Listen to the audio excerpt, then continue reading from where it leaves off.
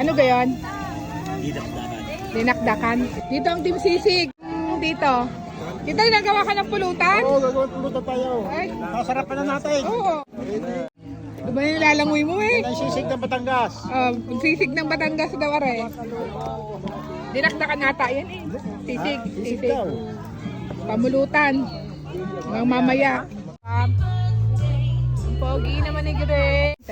Ayos na yan. Kunti daw Wala, nilagay pa lahat. Ano gagawin ko? Birthday, happy birthday.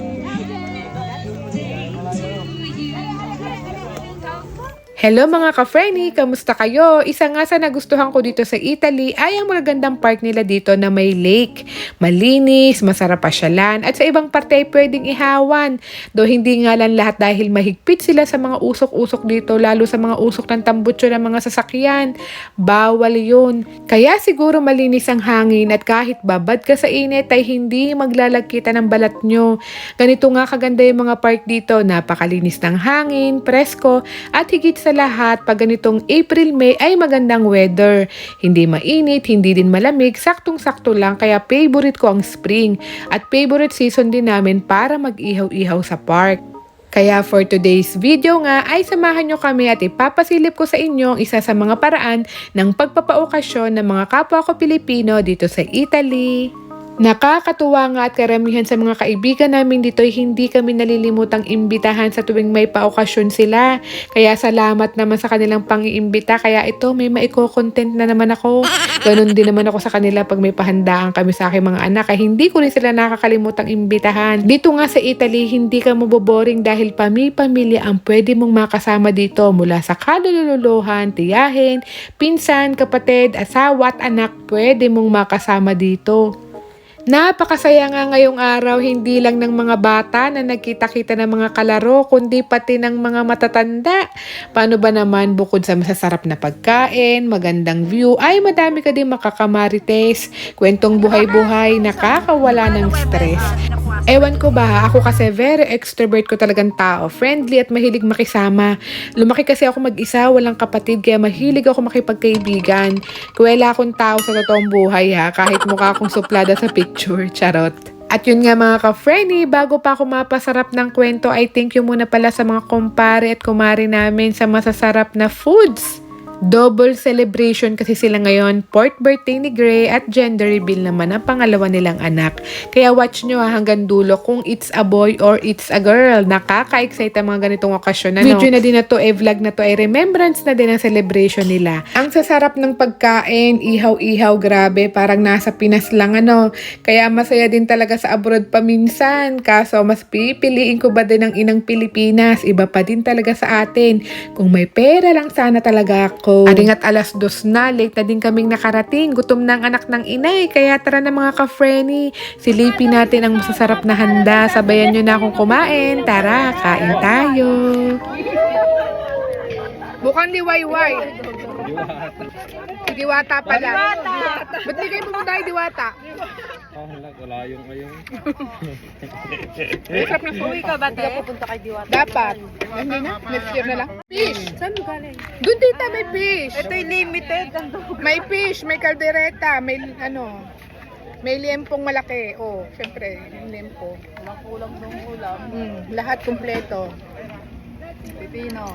May pipino na. Insaladang mangga. Sarap siguro itong insaladang mangga. Tigas-tigas yung ibang talong, tinapon ko na. Inihaw ga yung talong. Eh, may tigas eh.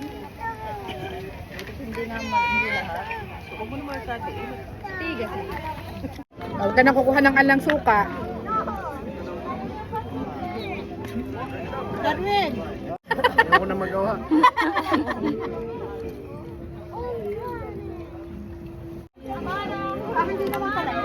Yun, nandun. Gandar. Mahabigan lumipad ang bola, ang lobo. Awa po ako yung pang Kaya gandar. nga. Naku. Lagyan silang plato ng ano. Wala ka leche plan. Okay. Darwin yan, the best lecture plan in. Wow, ito daw po pag-order. Ay, melt in the mouth, patingin nga. Taste mo daw. Taste mo nga, melt in the mouth daw eh. Oo, ano? Melt in the mouth. Oo, proven and tested. Wow. Ito yung... Kaya nang gusto ko yan. Kasi maganda, masarap kasi sinasawsaw. Dalawa na kayo na magkano na kayo Take out na tayo. Para, gusto mo? Kalma mo. Kuya Vin, Oh. tumiyayuta, minumiyayuta. Ang ilaw ako. Ito nga kinakain mo. Nagluto niyan. Ha? Nagluto niyan. Karne. Pwesto? Asi. Pwesto taba, Kuya Vin. Kaya nga eh. Hindi mo sa akin to. Pinapo ka lang. Sip. Nahilig siya ano? Ako kapatid. Isda. Eto. Wala na, hindi pa ito. Mama ko po. Derata. Derata. Ha? Magkamukha ba kami? May yelo yata na nga yan? Para lang daw sa alak at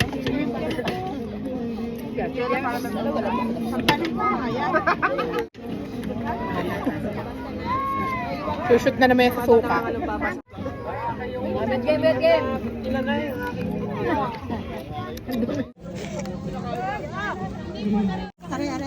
Go. Ano na?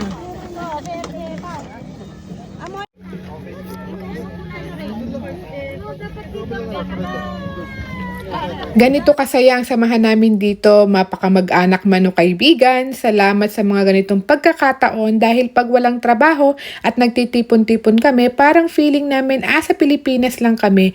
Feeling na nakauwi na at nakapagbakasyon din kami. Kaya kung naiisip nyo mag-ibang bansa, para sa akin, mas maganda talaga sa mga bansang may kapamilya kang maaasahan.